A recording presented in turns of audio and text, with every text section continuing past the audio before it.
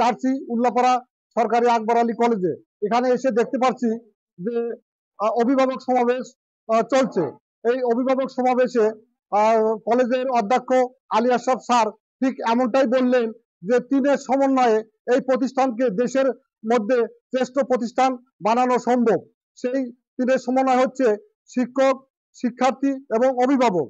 এরা যদি চেষ্টা করে তাহলে অবশ্যই প্রত্যেকটা শিক্ষার্থী কখনো ঝরে যাবে না, দেশের মধ্যে এরা ভালো ফলাফল করবে এবং সফল হতে পারবে। আপনারা আমার সঙ্গে থাকুন, পুরো অনুষ্ঠানটি আপনাদের দেখাবো। মোটামুটি ভালোই করছে আর কি, আর দুটাতে একটু খারাপ করছে, আর দুটাতে আমি উপস্থিত করতে পারিনি।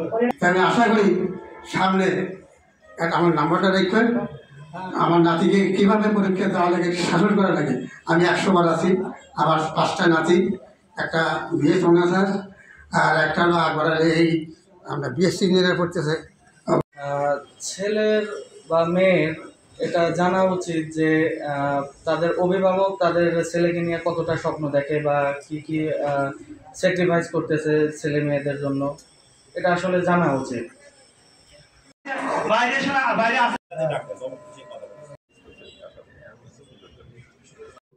আর শিক্ষা প্রতিষ্ঠান এই তিনটা যদি একত্রে কাজ করে তাহলে অবশ্যই একটি প্রতিষ্ঠানকে বাংলাদেশের অন্যতম সেরা প্রতিষ্ঠান হিসেবে দাঁড় করানো সম্ভব।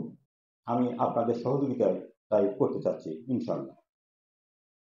আজকের এই অভিভাবক সমাবেশে আপনারা অনেক কষ্ট করে অভিভাবকরা আমাদের ডাকে সাড়া দেওয়ায় আমার কলেজ প্রশাসনের পক্ষ থেকে আপনাদের প্রতি আমি অনেক অনেক কৃতজ্ঞ। আমি আসলে এই আপনাদেরকে আহ্বান করেছি, আমার অধ্যক্ষ মহোদয় কথাটা বলেছে, আপনাদের কোনো কষ্ট দেওয়ার উদ্দেশ্য না, আমাদের মধ্যে এবং আপনাদের সাথে একটা গ্যাপ থাকতে পারে। এই অভিভাবক সমাবেশের মাধ্যমে আমরা সেই গ্যাপটা ইনশাল্লাহ দূর করতে পারবো। আমার কিছু শিক্ষার্থীরা অনেক পরামর্শ দিয়েছে, পরামর্শগুলো আমি গ্রহণ করেছি এবং কেন হলো, কি জন্য হলো, আমি এগুলি অবশ্যই খুঁজে দেখব। অভিভাবকরা অনেক পরামর্শ দিয়েছে, এই পরামর্শটা আমি সুন্দরভাবে দেখব এবং পর্যালোচনা থাকে মাত্র 3 থেকে 4 ঘন্টা। অবশিষ্ট সময় এই সন্তানেরা আমাদের বাসায় থাকে, বাইরে থাকে।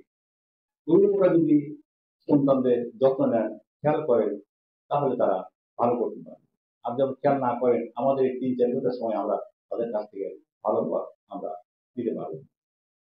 বর্তমান যুগ, আধুনিক যুগ, যারা পড়াশোনায় এগিয়ে তারাই এগিয়ে যাবে, যারা পড়াশোনায় খারাপ তারা পিছিয়ে পড়বে। আমি এবার রেজাল্ট আমাদের অনেক ভালো হয়েছে উচ্চ মাধ্যমিকে, কিন্তু এই ভালোর চেয়ে আরো ভালো করার জন্য আমার চেষ্টা, আমার শিক্ষকরা, আমার টিম কাজ করে যাচ্ছে। এই যে আহ্বায়ক মহোদয় হাবিব সাহেব বললেন যে আমি 300 ছেলেকে ফোন দিয়েছি, কোন অভিভাবক কি বলেছে বা কিরকম রেসপন্স করেছে আমি লিখে রেখেছি। কোনোভাবে অর্ধবার্ষিক পরীক্ষা কনভেনার সাহেবও অনেক অভিভাবককে ফোন দিয়েছে, তারা কে কি কথা বলেছে সমস্ত নোট করেছে। এই বিশাল কর্মযজ্ঞ এত সহজ নয়। একটা অভিভাবক সমাবেশকে সফল করা বা এই অবস্থা নিয়ে আসার পিছনে অনেক পরিশ্রম, মেধা থাকে, অনেক কষ্ট থাকে। আমার এই টিম এই কষ্টটা করেছে। আমি আমার পক্ষ থেকে আমার এই টিমকে আমি ধন্যবাদ জানাচ্ছি। অনেক কষ্ট করে একটা অভিভাবক সমাবেশ তারা উপহার দিতে পারার জন্য।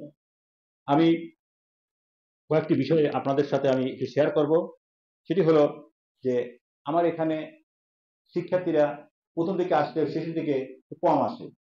আমি আশা করবো তোমরা এই কাজটা করবে না। আমরা হাজিরা আমাদের ছাড়া নেন, কিন্তু ছাত্র সংখ্যা বেশি জন্য হাজিরা নিতে গেলে অনেক সময় কেনার সময়টা চলে যায়। যদি আমরা সংক্ষিপ্ত হাজিরা একটা ব্যবস্থা আমরা করবো ইনশাআল্লাহ। আমরা এখন ওদের যে স্মার্ট বোর্ডে লেখাপড়া করাই, সেই বোর্ডটা একবার ডিজিটালাইজড এবং কম্পিউটারাইজড। সেখানে ইচ্ছা করি আমেরিকার অক্সফোর্ড ইউনিভার্সিটির একজন টিচারের লেকচার তাদেরকে আমরা শোনাতে পারবো, এইরকম আমাদের এখানে ব্যবস্থা আছে। এবং উল্লাপাড়া তথা সিরাজগঞ্জ জেলার মধ্যে এটা অন্যতম একটা ফ্যাসিলিটি এই কলেজে আছে।